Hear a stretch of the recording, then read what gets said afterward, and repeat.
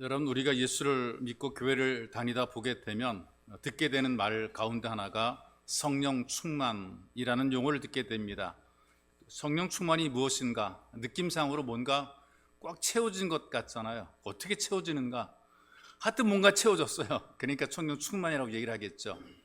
이 성령 충만이라고 하는 것이 사실은 하나님에 의해서 길들여질 때에 성령 충만한 삶이 되는 겁니다. 그래서 적게 길들여지게 되면 반항하고 아직도 자기 생각, 자기 고집이 많고 자기 뜻과 자기 계획이 많을 때 적게 길들여진 것, 조금 길들여진 것이죠. 그런데 많이 길들여지게 되면 주인이 원하는 대로 움직입니다. 그래서 계속 훈련을 시키죠.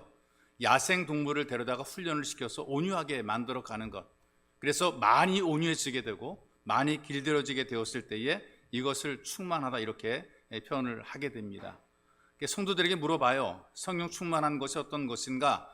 어떤 경험을 했는가 물어보게 되면 여러 가지 얘기들 많이 하게 되는데 공통점으로 하는 얘기가 하나님의 살아계심을 확신할 수 있는 계기가 되었다. 그렇게 얘기를 해요. 내가 성령 은혜를 받고 보니까 성령의 충만함을 경험하게 되니까 하나님의 살아계신 것이 확실하다. 이 부분에 대해서는 변함이 없는 그런 마음을 가집니다. 그래서 예수의 영으로 하나님의 영으로 관리를 받고 다스림 받는 것이 성령 충만한 삶이 되는 것입니다. 왜냐하면 하나님의 영이 성령이십니다. 예수님의 영이 성령이십니다.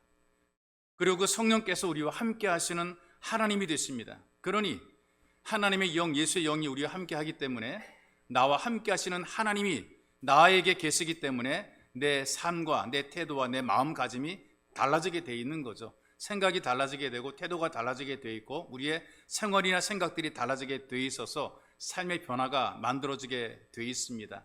그런 의미에서 우리가 예배를 드릴 때에 성령으로 충만해지는 은혜를 경험하게 되면 바로 잡혀지는 삶을 살게 되는 것입니다. 그야말로 삐뚤어진 것이 정상적으로 회복이 되고 잘못 가던 길이 다시 돌아와서 정상적인 길을 가는 그런 인생을 살게 돼 있단 말이죠. 예수님께서 부활한 다음에 40일 동안 이 땅에 머무시면서 마무리 사역을 하셨어요. 제자들에게 11번 나타났다라고 성경이 기록을 합니다. 그리고 500명이 모인 그런 자리에서 하늘로 승천하십니다. 올라가시기 전에 먼저 약속의 말씀을 주셨거든요. 떠나지 말고 기다리라. 그러면 성령으로 세례를 받으리라. 이렇게 말씀을 했어요. 그리고 명령을 하십니다.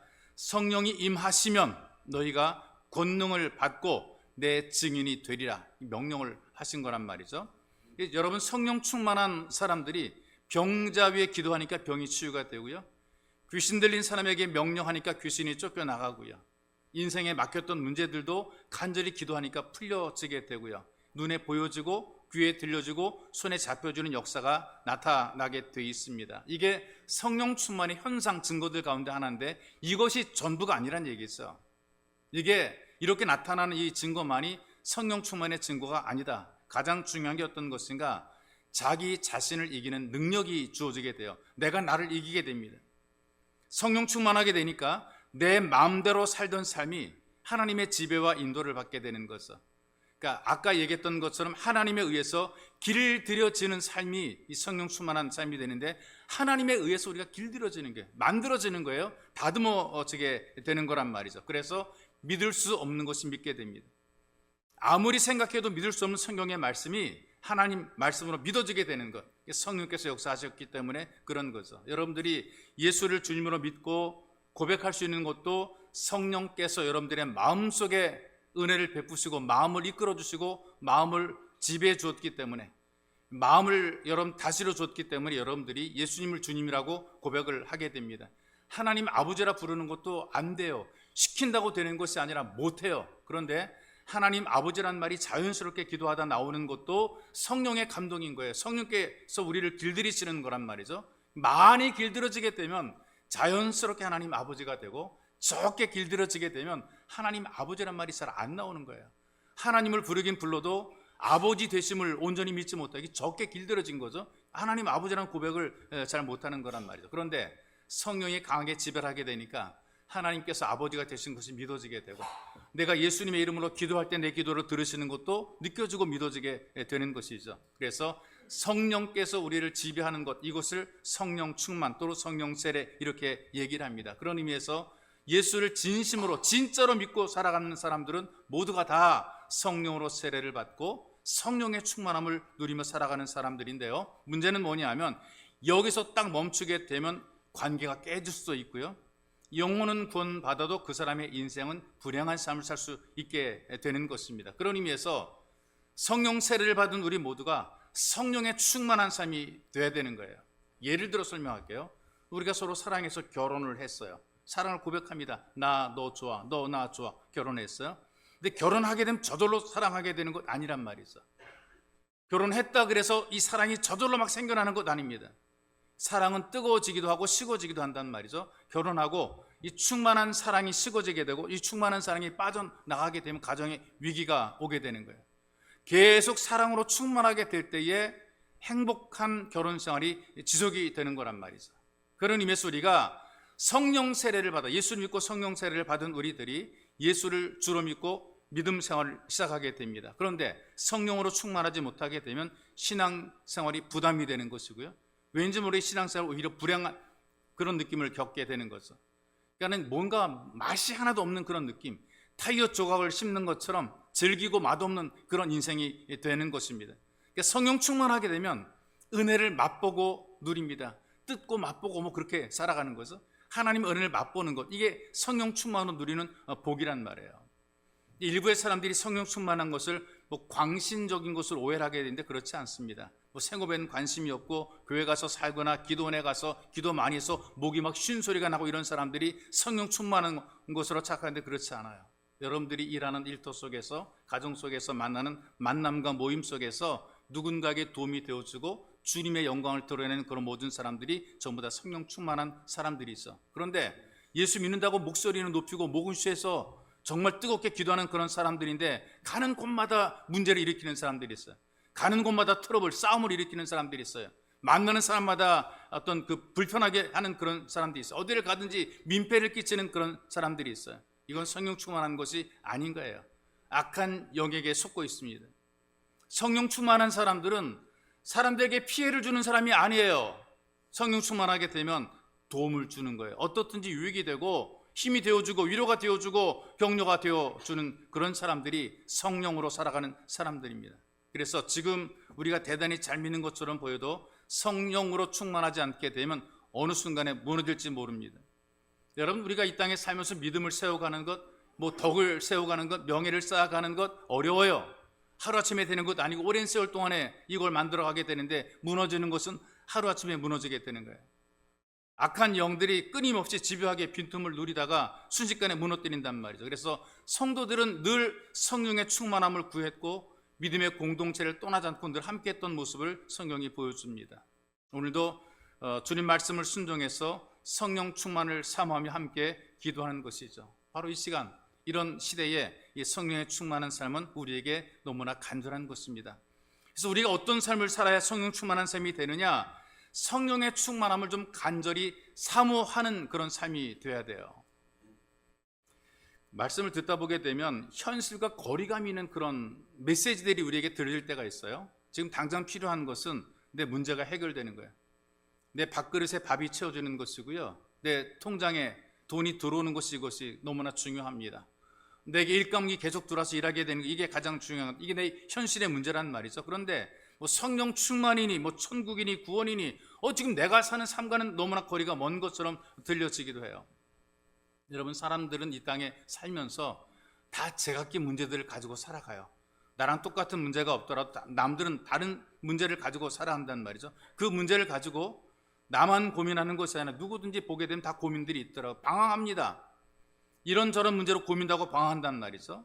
그렇게 다양한 문제들이 많은데 이 문제를 해결하는 것은 바로 성령의 충만함밖에 없다는 얘기예요.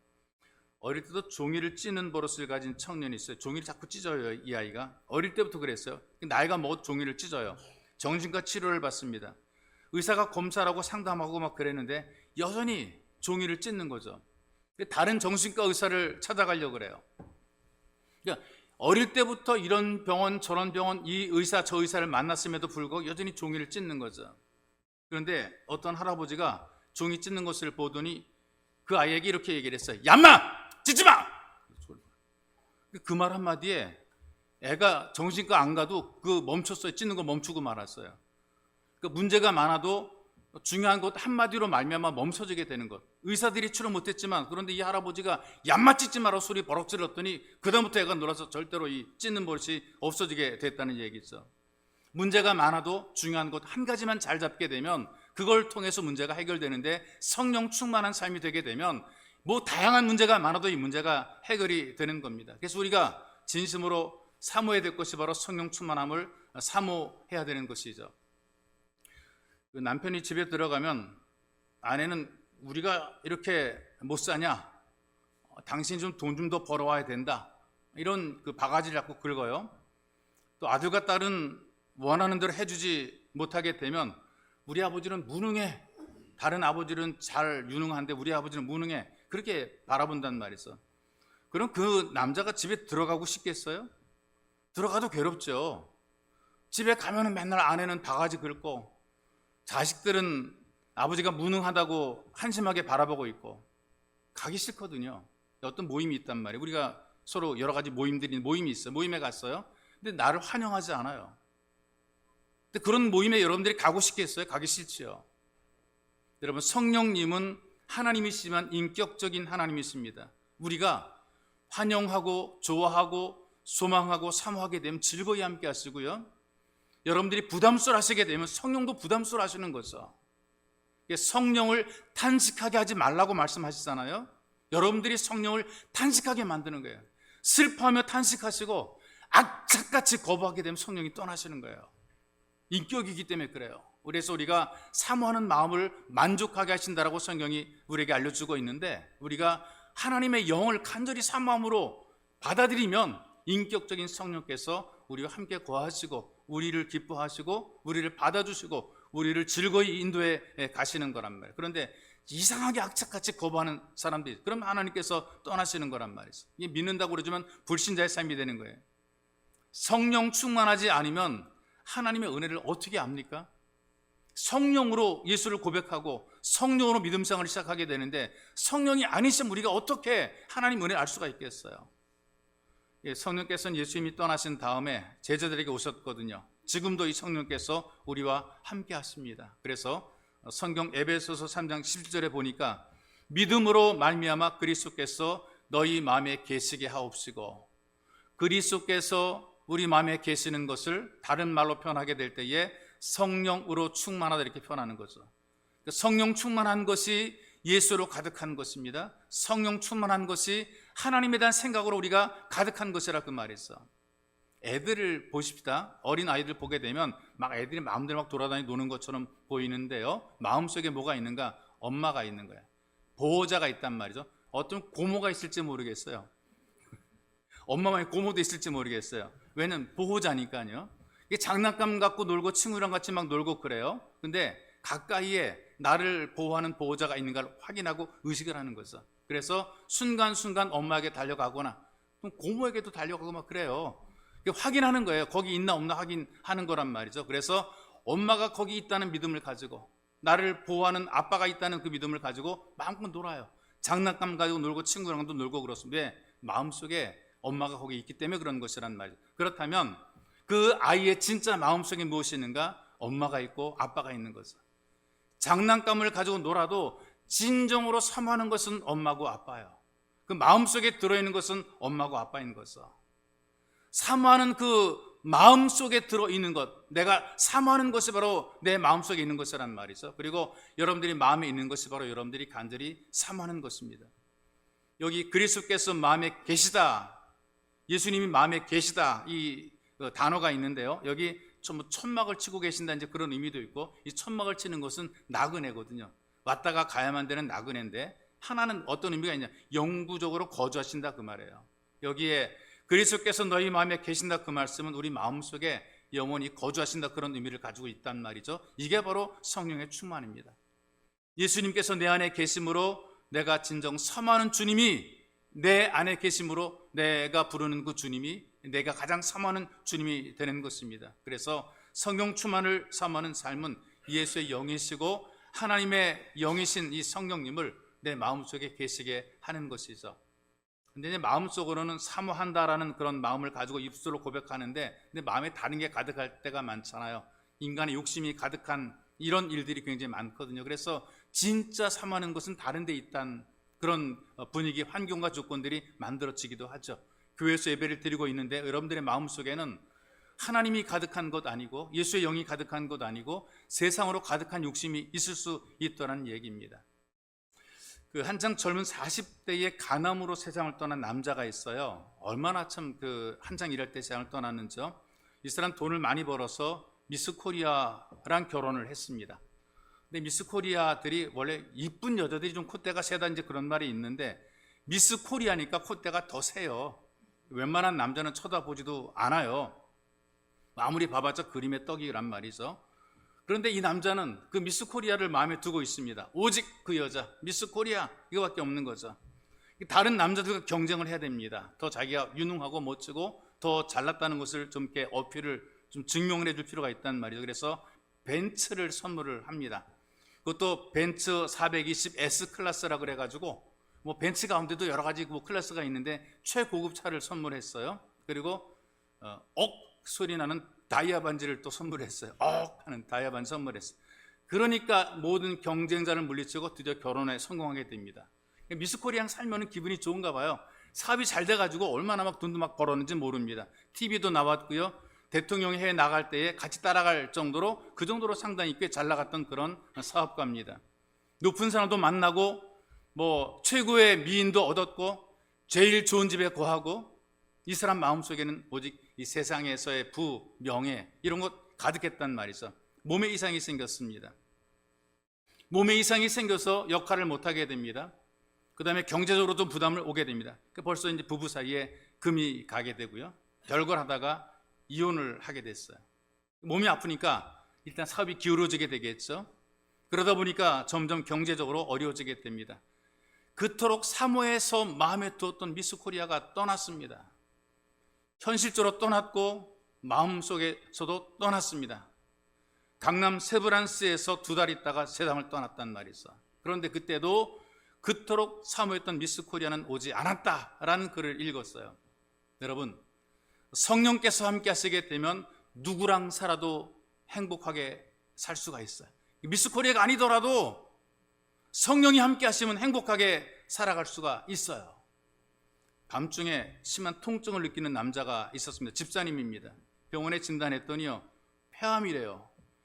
그런 소리를 딱 듣는 순간에 정신이 멍해집니다. 내 딴에는 나는 술도 끊고 담배도 끊고 내가 올바르게 생활하려고 애를 썼는데 왜 이런 일이 나에게, 하나님에 대한 원망이 생기는 거죠. 아니, 그 많은 사람 가운데에 열심히 믿으려고 하고 충성을 다한 나에게 왜 하필이면 폐암이라는 마음이 들면서 원망이 막 생기는 거예요. 믿음이 없을 때는요, 평소에 자기가 했던 그런 모든 것들은 생각하지 않고 뭐 문제가 생기거나 어려운 일이 생기면 원망하게 되죠. 하나님 원망하고 가까운 사람 원망하고 교회도 원망하고 막 그래요. 이 집사님도 마음속에 원망이 생겼어요. 아니 왜 나야? 그런데 아내가 믿음이 있었어요. 신실한 믿음의 아내입니다. 아내가 권유합니다. 기도합시다. 방법은 하나님 의지한 이 길밖에 없으니 기도합시다. 당신이 할 수 있는 것은 기도밖에 없습니다. 그래서 성경 읽고 기도하고, 지금까지 기도 제대로 못했었거든요. 그런데 죽음이 눈앞에서 오락가락하게 되니까 그때 기도는 진실한 기도가 되고 깊은 기도가 되고 간절한 기도가 되는 거예요. 그때는 진짜 사모함이 있게 되는 거예요. 살아도 내가 주를 위해 살고 내가 죽어도 주 앞에 가야만 되는데 라는 이 간절함으로 하나님께 기도하는 거죠.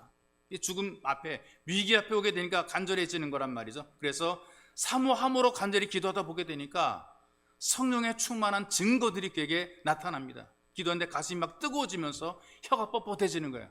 말을 해야 되는데 내가 원하는 말이 안 나오고 혀가 뻣뻣해지니까 이상한 말이 막 튀어나오는 거란 말이죠.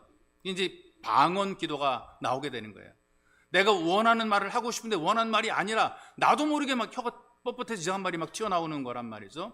이런 체험을 하니까 이 사람이 더욱더 하나님에 대한 간절함을 가지고 사모했어요. 그리고 내가 죽더라도 기도하다 죽겠다는 그런 마음을 가지고 기도합니다. 그리고 낮에도 기도하고 밤에도 기도하다 보게 되니까요, 어느 날 잠을 자고 일어났는데 가슴의 통증이 사라졌어요.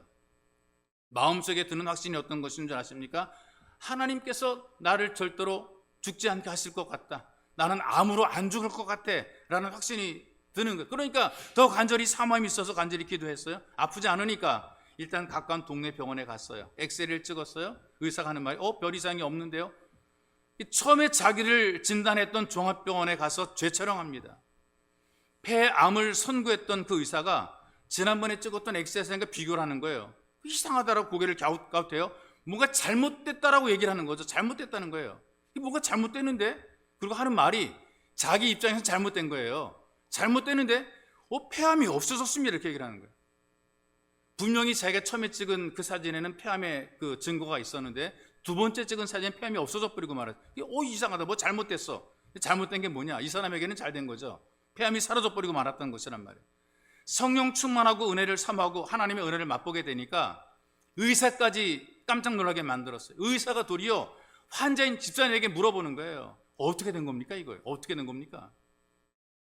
이분이 이렇게 대답했대요. 하나님께 기도했습니다. 진짜 믿으니까, 진짜 기도하니까 기적이 만들어지게 되어 있습니다. 우리가 정말 성령의 충만함을 사모하며 간절히 기도하게 되면 하나님의 능력을 힘있게 되는 것이 있어. 욕심이 가득하면서도 나는 왜 기도해도 응답이 없느냐? 나는 왜 믿음이 안 생기느냐? 나는 왜 변화가 없느냐? 그래도 뭐 한두 번 몇 번 기도해보고 나서 기도해도 소용이 없다 이렇게 말하는 사람들이 있어요. 얄팍한, 우리를 하나님께서 왜 모르시게 다 보고 다 들여다보고 계시는데, 내가 아무리 가리고 살아도 우리 속을 다 들여다보고 계시는데 얼마나 얄팍한 심정으로 기도하는 걸 하나님께서 다 알고 계시는데 몇 번 기도하고 나서 하나님 없다라고 할 사람인 걸 다 아시기 때문에 안 들어주는 거라 그 말이죠. 진짜 사모해야 되는 거예요. 죽을 때까지 각오하고 우리가 기도해야 되는 거란 말이죠. 그래야 성령께서 내 안에 계시고 내가 하나님의 은혜를 경험하게 되는 겁니다. 목숨을 걸고 신앙생활을 하는 것, 내가 정말 최선을 다해서 오직 예수밖에 없다, 이 성령 충만함으로 살아가야 된다는 이 사모함을 가지고 우리가 나아가게 될 때에 하나님의 은혜를 귀로 듣는 것이 아니라 눈으로 보게 되는 기적을 체험하게 되는 것입니다. 그러니 여러분, 남들이 은혜 받은 거 구경만 하지 마시고 남들이 응답 받은 거 부러워만 하지 말고 여러분들이 성령 충만을 간절히 사모해서 하나님의 능력을 누리고 맛보시기를 주님의 이름으로 축복합니다. 그리고 이 성령 충만한 삶을 위해서 언제나 은혜의 자리에 함께 있어야 돼요. 예수께서 성령을 가리켜서 진리의 영이라 그랬다면, 진리의 영이라, 이 진리의 영이라 이렇게 표현한 것은, 이 진리는 무엇을 의미하는가? 예수님께서 내가 곧 진리요, 예수님이 진리가 되시는 거죠. 예수님의 입에서 나오는 모든 말씀이 진리예요. 그러니까 하나님의 말씀이 진리란 말이죠.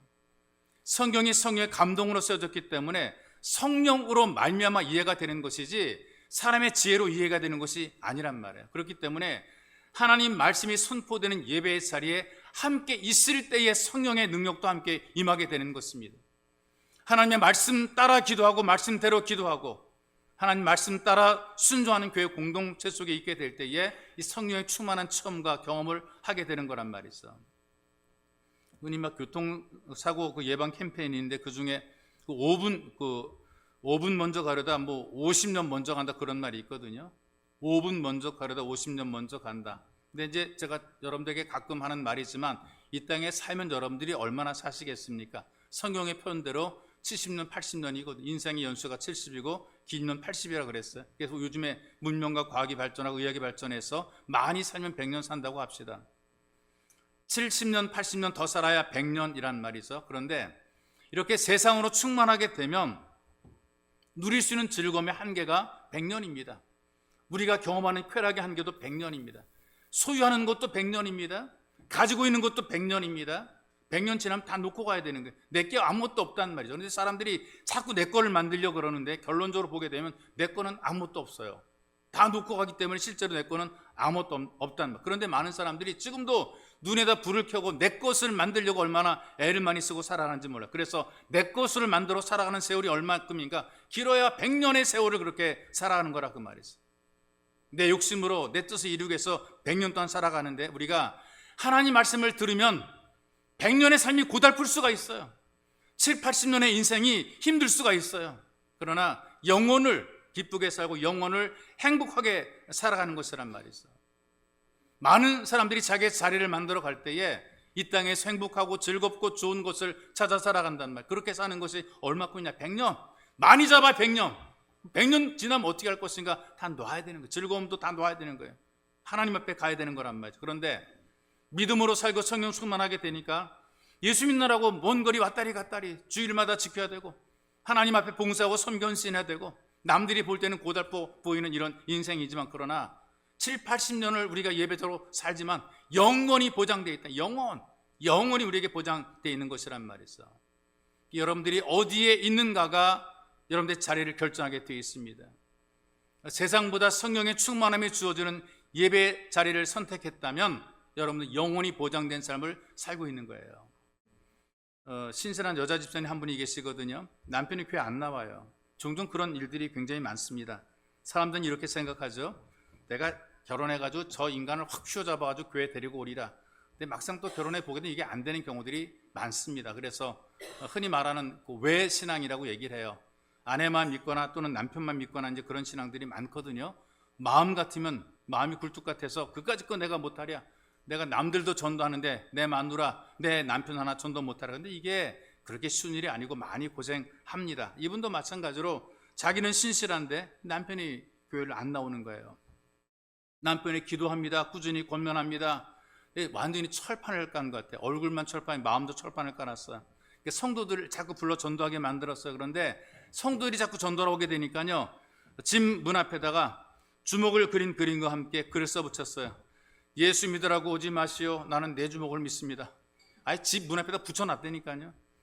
그러니까 예수 믿는 것 이전에 교회 온다는 게 얼마나 어려운지, 여러분 이 교회 온다는 것이 기적인 거예요. 여러분 여기 와 앉아 계신 것이 기적인 거예요. 이렇게 전도해도 예수 안 믿는 사람들이 많거든요.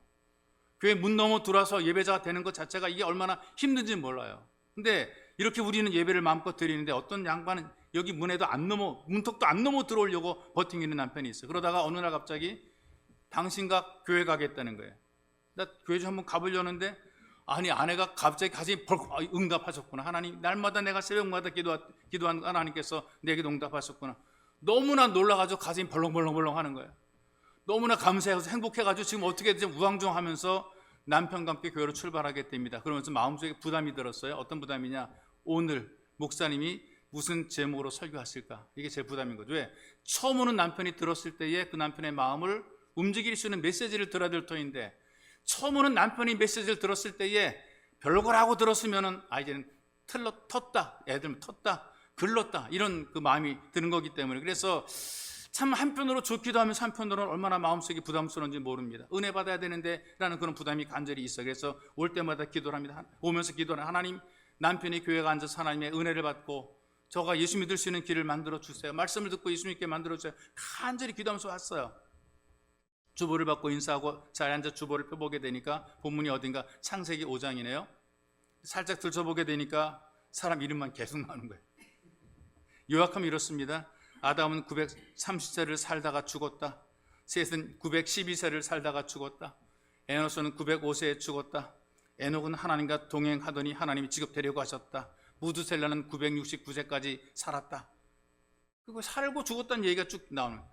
얼마나 여러분 처음 듣는 설교에 이런 설교를 듣게 될 때에 얼마나 부담이 되겠어요. 집사님이 마음이 덜컥했어요. 야, 이거 참 모처럼 남편 교회로 데리고 왔는데 좀 쉬운 말씀, 좀 재밌는 말씀, 유익한 말씀 주시는데 이게 너무나 어렵다. 이거 글렀구나. 정말 여러분들이 가까운 사람 전도해서 예배전까지 데리고 나왔는데 그날 설교 어려울 때 여러분들이 어떤 느낌이 듭니까? 글렀어. 오늘은 글렀어. 다음에 또 한번 데리고 와야지. 이런 생각 드는 거란 말이에요. 그래서 낙심이 되는데 여호수아 6장 1절 말씀을 마음속에 심습니다. 마음을 강하게 하라, 담대히 하라. 자기를 위로하면서 남편의 눈치를 살펴가며 성령께서 남편 마음을 감동시키기를 간절히 기도 예배를 드렸습니다. 예배가 마쳐졌어요. 남편이 나올 때 이렇게 말합니다. 여보, 나도 계속 다닐 거야. 그 말을 들으니까 이건 기적인 거예요. 아니, 문 앞에다가 주먹을 그려놓고 예수를 믿으니 내 주먹을 믿으라 그랬던 사람이 나 계속 다닐 거야 그런 말 하니까 너무나 놀랐어요. 그래서 집에 들어가서 일단 음식을 준비하고 차려주고 식탁에서 커피 대접하면서 물어봤어요. 오늘 말씀의 내용이 어려웠는데 어떤 말씀을 들었기에 결심하게 되었수? 남편이 이렇게 대답합니다. 성경에 보니까 아무개도 죽었더라, 아무개도 죽었더라. 많이 살긴 했는데 다 죽었다고 했더군. 근데 그 말씀을 듣는 순간에 나도 죽어야 돼, 너도 죽어, 그런 음성이 마음속에 꽂히더라는 거예요. 죽었더라 죽었더라, 그냥 너도 죽어, 너도 죽어. 그 마음이 마음속에 꽂혀가지고 내가 죽는 내가 죽을 준비가 안 됐다는 거죠. 죽을 준비가 안 돼가지고 내가 예수 믿어야 되겠다, 그런 결심을 하게 되었다는 것입니다. 여러분, 우리 생각과 다르게 성령께서 각 사람에게 다양하게 임하시고 다양하게 역사를 하시는 거죠. 내가 들을 때는 이거 어려워서 이 사람이 이해할까? 그런데 그 사람은 듣고 이해하는 경우들이 많다는 얘기예요. 그런 여러분, 무조건 예배의 자리를 찾는 게 중요한 거예요. 예배의 자리에 앉아 있는 게 중요한 것이죠. 사람들이 악한 영에 미혹이 돼요. 눈에 보이는 세상이 전부인 것처럼 살아가요. 세상을 살아가는 동안에 문제 없어요. 잘 돼요. 기도 안 해도 잘 되고, 예배 안 들어도 잘 되고, 교회 예배당 빠져도 잘 되고, 신앙생활 안 해도 정말 잘 돼요. 아무런 문제가 없이 잘 된단 말이죠. 그런데 끝까지 잘 되는가? 100년이 지나봐야 알게 되거든요. 어떤 분이 멀쩡해요. 아무런 문제가 없어요. 그런데 수술을 받다가 배를 갈라놓고 그냥 덮어버리는 상태가 되는 경우들이 있어요. 문제가 있어가지고 배를 열었는데 너무나 많이 퍼져가지고 더 이상 수술을 못하겠다 싶어가지고 그냥 덮어버렸어요. 손 쓸 수 없다는 것을. 통증이 없어 몰랐대요. 이게 병원에 갈 일도 별로 없었대요. 왜? 나는 평상시에 건강하게 살았으니까. 그런데 그 과정 속에서 온 몸에 암이 퍼졌다는 것이죠. 여러분, 살아가면서 여러분 멀쩡해 보이는 분들이 많거든요. 그런데 멀쩡하지 않은 사람들이 굉장히 많아요. 신앙도 마찬가지거든요. 나 이 정도면 괜찮아. 그런데 그렇지 않은 경우들이 꽤 있다는 거죠. 우리가 사는 사회도 마찬가지입니다. 잘 돌아가는 것처럼 보인다는 말이죠. 그런데 갈라보게 되면 손 댈 수 없을 정도로 문제가 많은 이런 신앙, 문제가 많은 가정, 문제가 많은 삶, 문제가 많은 사회가 되어버리고 말았던 거죠. 앞으로 감당하기 어려운 이 사회의 문제가 우리를 엄습하게, 우리에게 도전을 하게 될 겁니다. 우리가 도저히 이해를 못하는 그런 일들이 앞으로 나타나게 될 거예요. 뭐 동성, 연애, 결혼 이런 것들도 다 만들어지게 될 것이고요. 기가 막힌 일들이 우리 사회에서 앞으로 만들어지게 될 것이란 말이죠. 갈라보게 되면 기가 막힌 일들이, 아이는 아이대로, 어른은 어른대로, 노인은 노인대로 무너져 가는 거예요. 아무 문제 없는 것처럼 보여도 열어보게 된 문제가 심각한 거란 말이죠. 이 삶의 현장이 우리가 생각하는 것 이상으로 굉장히 어렵고 힘든 일들이 만들어지는 것이 여러분과 제가 사는 세상의 현장이라 그 말이죠. 동아일보에서 어떤 남자 이야기를 실었더라고요. 컴퓨터 납품을 하는 48살의 남자입니다. 이 사람이 한 주일에 한 번씩은 청량리에서 태백까지 기차를 타고 갔다가 오는 거예요. 그냥 어떤 뭐 특별히 만나러 가는 것도 아니고요, 목적이 있는 것도 아니고 그냥 갔다가 와요. 철암이라는 곳에 내리면 새벽 3시랍니다. 하루 종일 어두컴컴한 곳에 갔다가 그 다음날 종일 또 돌아오는 거란 말이죠. 뭐 하느냐? 그냥 타고 어두컴컴한, 바깥이 보이지 않는 어두컴컴한 창 밖을 보고 가는 거죠. 그렇게 갈 때에 밤새도록 가게 되면 마음이 좀 안정이 된대요. 이게 이해가 되신 분 있을지 모르겠어요. 다 귀찮고 힘들고 어렵고 막 머리가 복잡하고, 그래서 그냥 아무 생각 없이 기차 타고 목적지까지 갔다가 그냥 오는 거예요. 왜 그렇게 되느냐? 회사가 불안정하거든요. 언제 어떻게 될지 모른다는 거죠. 종업원, 직원들을 봐도 옛날 같지 않대요. 좀만 서운하게 대해주게 되면 신고하겠다고 협박하고요. 사장한테 막 신고하겠다고 막 그러고요. 월급 밀리게 되면요, 일순간에 폭력적이 돼가지고 달려든다는 거죠. 왜 내 돈 안 내? 월급 안 내놓느냐고 내놓으라고 막 달려든다는 거죠. 세무서에서는 세무조사 나오죠. 그래서 권력을 가진 사람에게 좀 또 뭐 손 벌리면 또 챙겨줘야 되고 대접해야 되고, 집에 와서는 뭐 그런 얘기도 말할 수도 없고요. 요즘에 또 사업이 안 되면 한순간에 아내도 가버린다네요. 그러니까 어려운 얘기를 어디 털어놓고 싶은데 털어놓을 곳이 없다는 거죠. 그래서 의욕도 없고 두렵고 갈 곳도 없다는 겁니다. 집에 올 때 지쳐가지고 오는데 아내들은 어디 가자, 여기 가자, 저기 가자, 뭐 사러 가자, 그냥 막 힘든 남편을 이끌고 이리 끌고 저리 다니고 이리 끌고 또 딴 곳으로 가고, 이걸 충족시켜주지 못하게 되면 째려본다는 거예요. 다른 아저씨랑 자꾸 비교한다는 거죠. 그러니 집에 오는 게 싫다는 거예요. 자기는 지치고 피곤해서 그래도 가족을 위해서 애쓰고 수고했는데 와보면, 집에 돌아보게 되면 아내들이 이리 째려보고 저리 째려보면서 왜 우리 데리고 어디 여행 안 가고, 어디 뭐 휴가 안 가고, 어디 데리고 안 가고, 어디 뭐 백화점 안 가고, 어디 먹을 때 안 가고, 이러니 지쳐가지고 그냥 보기 싫다는 거죠. 사업에 시달리죠. 그리고 지치고 힘들었죠. 사랑받을 것도 없죠. 상담할 것도 없죠. 마음이 불안한 것입니다. 그러니 도박장을 찾죠. 술집을 찾죠. 다른 아줌마 찾아다니죠. 여성 시사 프로그램에 보게 되니까 사회적인 풍자, 여러분 오래전에 나왔던 이제 그런 얘기인데요. 여자들이 남자를 어떻게 표현하는가? 젖은 낙엽. 가을이 되니까 젖은 낙엽. 쓸모 없는데 붙어가지고 떨어지지 않잖아요. 쓸어보셨나요? 젖은 낙엽? 몇 번 쓸어 쓸린단 말이죠. 젖은 낙엽으로 남자들을 보고 있단 말이죠. 쓸려 버리려고 해도 딱 붙어 있는 그런 모습. 이 참 비굴하고 초라한 모습으로 그려놓고 있는 것이 현대 세상이란 말이에요. 속으로 그렇게 뭐하라 살아. 그런데 현실은 그렇게 살고 있는 모습을 보여주는 것이란 말이죠. 그러니 여러분, 하나님 말씀 있는 예배의 자리를 떠나서 세상에 어느 곳도 안식할 수 있는 곳이 없어요. 자리가 없어요. 성령의 위로하심과 성령의 치유하심이 없이는 부모도 자녀도 남편도 아내도 우리를 평안하게 못하는 거라 그 말이 있어. 어떤 세상의 모든 바람들은 우리를 무너뜨리고 흔들어 버립니다. 무너지게 한단 말이죠. 썩어가게 만드는 거란 말이에요. 그런데 예배의 자리에 앉아서 함께 말씀을 들을 때 임하시는 성령의 바람은 죽은 영혼을 살리고 우리 영혼을 깨워서 사람답게 살게 하고, 그리고 불안한 방황 속에서 안정을 만들어 주고, 고민하는 삶의 지혜도 주고, 염려하던 삶에 담대함을 주고, 예배를 드리면서 우리가 용감하게 되는 것이 있어. 우리를 치료하고 회복시키시는, 그리고 격려하시는 성령의 바람에 접촉하시기를 주님의 이름으로 축복합니다. 세상의 불들은 파괴하고 망하게 만들어요. 사람도 죽여 건물도 무너뜨립니다. 그런데 성령의 불은 하나님의 은혜를 맛보게 만들고, 믿음이 보여지고 증명되게 만들고, 하나님의 능력을 구경하는 것이 아니라 체험하게 만드는 기적이 누려지게 되는 것입니다. 예배 자리에서 모든 악한 습관들은 끊어지게 되고, 죄를 태워버리는 성령의 불에 접촉하시기를 주님의 이름으로 축복합니다.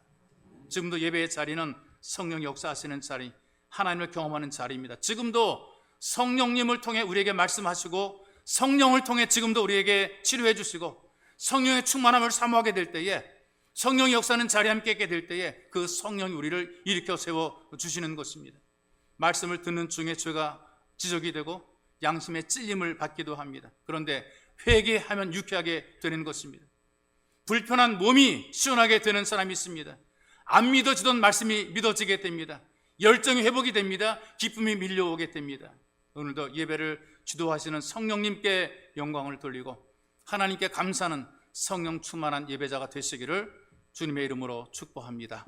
우리 기도할 때에 성령의 충만함을 간절히 사모합시다. 하나님, 내 속에 임재해 계시옵소서. 성령 충만케 하시옵소서. 내가 성령의 지도와 인도를 받기 원합니다.